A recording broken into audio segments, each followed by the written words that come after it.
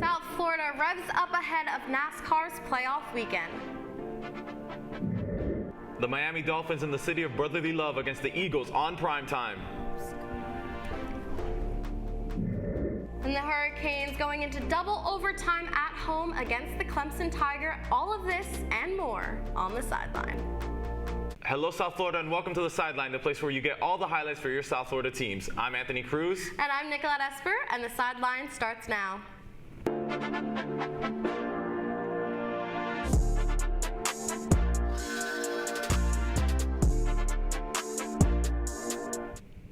Over the weekend, NASCAR came to town for a playoff weekend with all three National Series racing at the Homestead Miami Speedway. As Sideline's Kenneth Bueno reports, the weekend played a significant role in making or breaking championship hopes. In a tight points race for the 2023 NASCAR Cup Series Championship, Homestead Miami Speedway welcomed the challenge with the running of the Forever 400.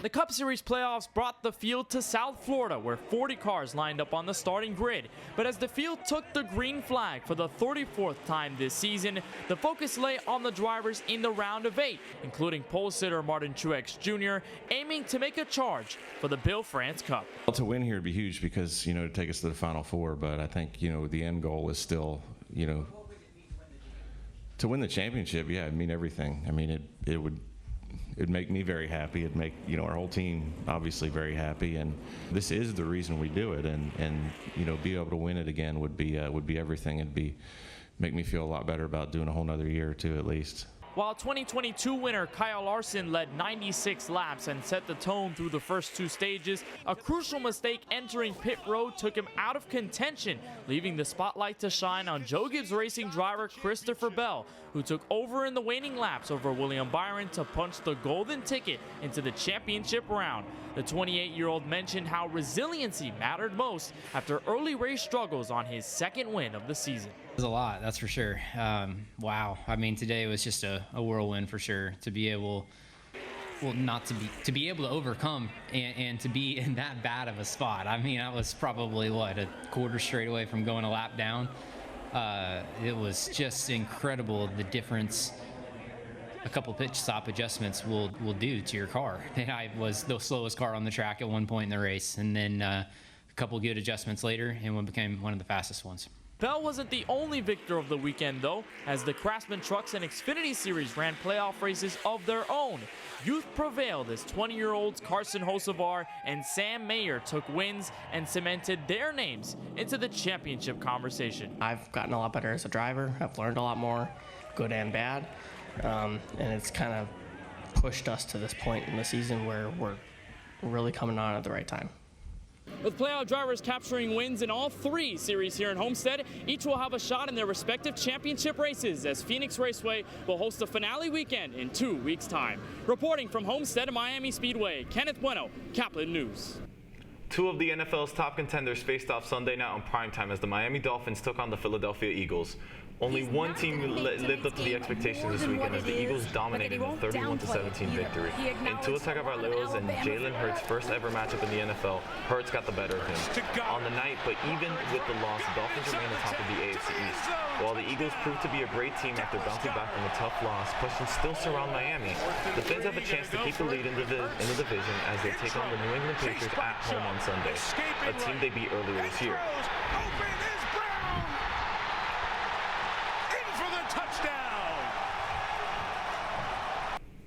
The Florida Panthers took a loss at home this weekend against the Vancouver Canucks. Florida captain Alexander Barkov opens up the scoring for the Cats only 20 seconds after the first Canucks goal, tying it up immediately.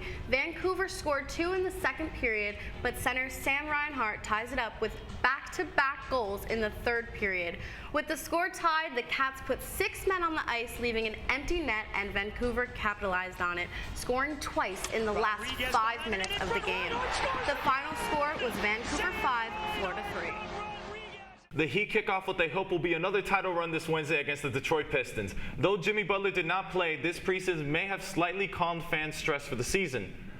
The young guys got a lot of burn, and it paid off. Cole Swider, who was signed in August, showed his value as a shooter with a 17-point fourth quarter explosion against the Charlotte Hornets. Jamal Cain had 2 double-digit rebound gains, and Drew Smith even earned a roster spot through the playmaking ability he showed off. Meanwhile, Tyler Hero and Bam Adebayo look poised to take another leap as players. Let's hope that they still have that magic from last season in them. Every week in sports, we have moments that we celebrate and some not so much. So let's go into our biggest W&L segment. I'll start with my biggest W for the week. For me personally, it's the future of the NBA. And Nikki, it's a shame that Andre Iguodala retired, because when you look at guys like Victor Wembanyama and you look at guys like Chet Holmgren playing, it feels like they are Martians that literally have the death beam pointed at the NBA right now. They are playing basketball from the future. What impresses me the most from Wemby, which he's been talked about a lot, is the fact that usually you see guys, since defense is something that's so hard to get in the NBA, to just understand when as a rookie, you see guys who have the talent and the gift, take Bam Adebayo for a second, usually hang their hat on that end and the offense eventually comes. But the fact that Wemby is dominating on that side of the floor and can also hezzy tween, step back through the legs and shoot a 3 in your face, it's ridiculous. And I think he is in the perfect situation with the Spurs. I love that they're playing him with another center. They're playing him kind of in the Giannis role with the Bucks, like a roamer help defender, so they could ease him into the defense. To avoid the questions that people have said, oh, he's skinny, how's he going to deal with Embiid and Jokic? I really love the connection between the Spurs, Popovich, and Wemby, and I think that they're going to do really great things this year and moving into the future. So move into your biggest L. That's a funny one. I mean, biggest W. So my biggest W, actually, this is maybe controversial. We have talked about Bill Belichick and the Patriots quite some time on the sideline, mentioning how he has the greatest loss of his career. He actually was able to get the 300th win of his career with the Patriots. They won against the Bills, a 29-25. This was a wild win. No one thought that this was going to actually happen. The Patriots have been talked down this whole season so far, and yeah, this is crazy. I think that Matt Jones was really able to pull through and show out for his team. And I think that's what we like to see with quarterbacks. So. All right, so I'll move on from an upset in football to what I personally think is an upset in baseball. Houston, what is going on? It turns out that you guys do have a problem. So the Astros have not been able to buy a win at home when it matters the most in their series against the Texas Rangers. They dropped their first 2 games at home. Remember, they had home court advantage. And then they miraculously win 3 in a row on the road, walk into Game 6 with the ability to clinch their second straight World Series and drop it. Not only do they drop it in a close game, because like the previous games had been close, not only do they drop it losing by 7 points, which was concluded by a grand slam in the 9th inning. So honestly, very embarrassing. I don't know how you recover going into Game 7. My biggest L for this week is going to be the Miami Dolphins. Unfortunately, they had a really, really tough loss to the Philadelphia Eagles. We had a Jalen Hurts and Tua Tagovailoa matchup. There was interceptions and turnovers like crazy during this game. Miami was actually able to win that. It was some a 2-1, bad calls too. So bad calls, yes. Not saying that they're in the same division, but they are in a good division for the Miami Dolphins, share a division with the New York Jets. And New York Jets just actually defeated the Eagles in previous weeks. So, Of course. It's crazy to see this matchup that we thought, possible. Maybe this is what's going to be at the Super Bowl. And this team just lost, so. You had to just insert your Jets propaganda there. Yeah. Again, we're still leading our division, so, you stay down there. But they're making a way, and it might come up, so. All right, well, we have to go to break. Here's what's next on the sideline. They played hard, they played well, they got it done. The Hurricanes take on the Clemson Tigers without starting quarterback Tyler Van Dyke. Sideline's going to take a timeout, and we'll be back in a moment. Stem is precise, no margin for error. Dare to forget that. Dare to have fun with it. Get weird with it. Dare to send those old STEM theories flying past the neighbor's house into outer space. Dare to program something internet breaking, record breaking. Dare to blow their minds. Dare to learn the difference between sedimentary and metamorphic rock. Go find those rocks. Dare to keep daring. Dare to STEM. Check out She Can STEM to get started. ACC play is at full song, and the Miami Hurricanes faced a Clemson Tigers team fresh off back-to-back conference wins. We've got Sideline's Pablo Hernandez, who is at Hard Rock Stadium with more on Miami's matchup with Clemson over the weekend. We're back at the Hard Rock Stadium as the Miami Hurricanes are hosting conference rivals, the Clemson Tigers. The Hurricanes are looking to bounce back after 2 back-to-back conference losses against UNC and Georgia Tech. In a game where the Miami Hurricanes had to overcome the absence of star quarterback Tyler Van Dyke, they came out and they showed why they are not out of the race just yet. Here is Coach Mario Cristobal talking about the team's effort in this game. Obviously, our guys have been working hard. There's a lot of personnel enhancements as well up front at the line of scrimmage. And they just took the field with an attitude of not being denied. I was proud of those guys, man. They played hard, they played well, they got it done. Not only did the Miami Hurricanes beat Clemson for the first time in 13 years, it was also the first start for freshman quarterback Emory Williams. Here is Williams talking after the game. Absolutely, good question. Well, first of all, it was a team win. You know, the defense played phenomenal, kept us in the game. We were able to run the ball, and it was just a great team win. You know, and all I focused on was just doing my job. You know, and so to get a win it's great stuff. The Hurricanes won 28-20 in a double overtime thriller at the Hard Rock Stadium versus Clemson.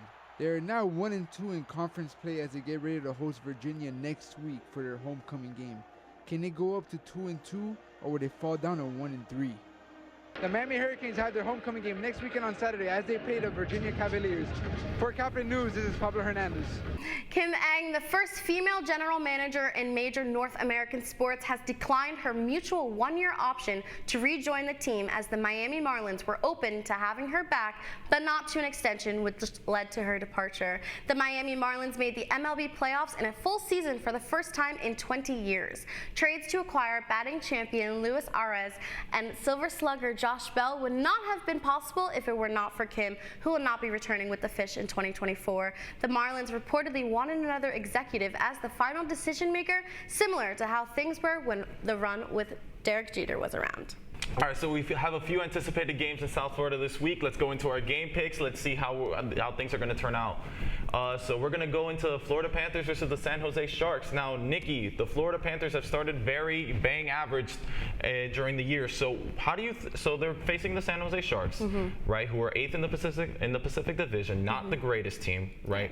So do you think that they are not going to suffer, like, for example, a defensive collapse that they suffered last game? Do you think that their offense can finally pull it together? I think. How do we think this early season Panthers team is going to keep on performing? I think it's a little nerve-wracking. You know, they're coming off the 5-3 loss from Vancouver, but it is the first matchup with the Sharks. So, I mean, you know, it's a first season type of thing.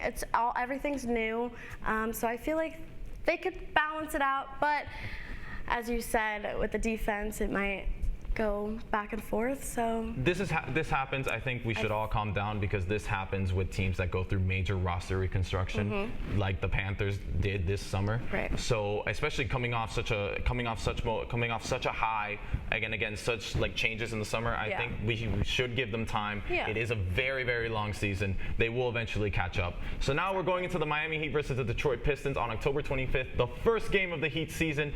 Now this game needs to be a layup. It should be a layup for the Heat. It needs to be one, because they have a very tough road schedule starting the year. They will face in their first week, they will face the Celtics and the Bucks on the road. So they very much need to just take advantage of a weak Pistons team. They were if I'm right, they were last place in the Eastern Conference last year. Okay. You know, obviously there's a lot of internal improvement. They're very young, but the Heat should be able to squash them. Yeah, they have the veteran presence. I definitely think that they have a new look coming into this new season. This is the season opener. It's all that jitters, all those feels. I feel like the Heat are gonna definitely show out, and they're going to take this win? I think mainly just take this game in order to figure out your depth chart. Obviously, you know, we have a lot of unestablished guys coming in. That's typical of Heat culture. But yeah, try to figure out the guard rotation. You just recently signed Drew Smith. Try to see how everyone fits in, because again, you have a very rough road stand coming up. Yeah. So now the Miami Dolphins versus the New England Patriots. So the Dolphins, coming off of this week, have shown that they have struggled to face top contending teams. Well, good thing they're not facing one this week. It's going to be a good Sunday in South Florida. We're going to see the Patriots lose again, and this time at home. Right. Well, I already said it. So maybe instead. So yeah, tell me how you think this divisional matchup is going to go. Yeah, I definitely think I completely agree. This is an easy win for the Dolphins. Bill Belichick doesn't know what's going to hit him. I think they are going to take this one and say sayonara to the Patriots. Okay. Well, that's all the time we have here on the sideline. I'm Anthony Cruz. And I'm Nicolette Esper, and we'll see you next week.